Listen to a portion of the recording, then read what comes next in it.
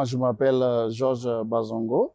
Je suis le directeur du programme de l'ONG TRIAID. Je suis agronome et environnementaliste.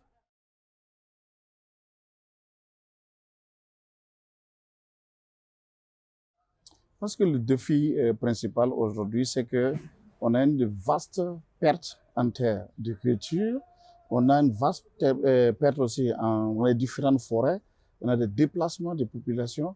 Et l'une des conséquences principales de tout cela, c'est la pauvreté des populations qui va en grandissant. Donc, les ressources qui deviennent limitées et donc qui deviennent des sources aussi de conflits entre des villages jadis qui vivaient en paix, entre des communautés et entre des groupes socio-professionnels. Donc, c'est courant d'entendre conflits agriculteurs et éleveurs. Et j'ose croire même, j'ose penser qu'aujourd'hui, c'est l'un des terreaux faciles aussi au développement des conflits armés que nous vivons dans nos différents pays d'intervention, dans nos différents pays en Afrique de l'Ouest et surtout dans la zone des trois frontières, le Burkina, le Mali et le Niger.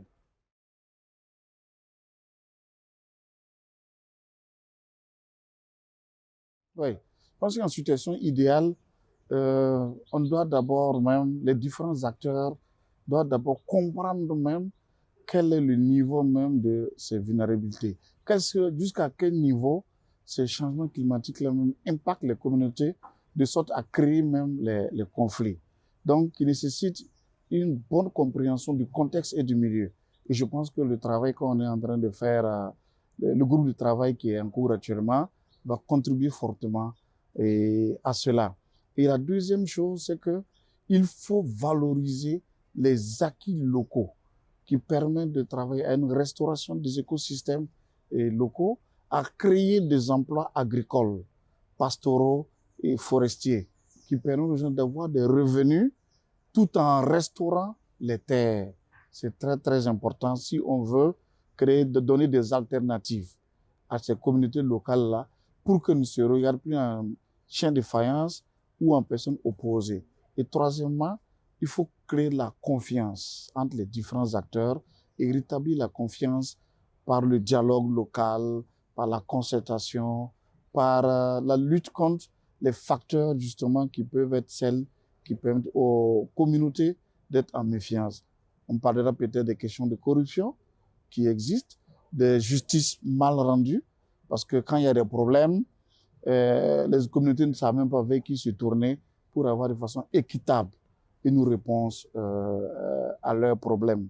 Et que finalement, les différentes politiques stratégiques qui se mènent puissent être cohérentes, puissent se nourrir des réalités, des expériences et des leçons apprises. Il y a beaucoup d'ONG, il y a beaucoup d'acteurs non étatiques qui existent, qui ont beaucoup de résultats importants. Et nous, au niveau de TRIAID au Burkina Faso, on a ce modèle de gouvernance décentralisée des ressources forestières et qui favorise tout cela.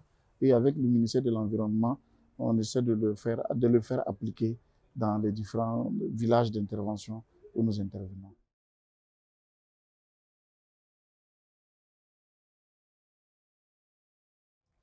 Celui qui doit agir, premièrement, je pense que, à tout seigneur, tout honneur, ce sont les gouvernements nationaux. Parce que c'est eux qui définissent les politiques locales.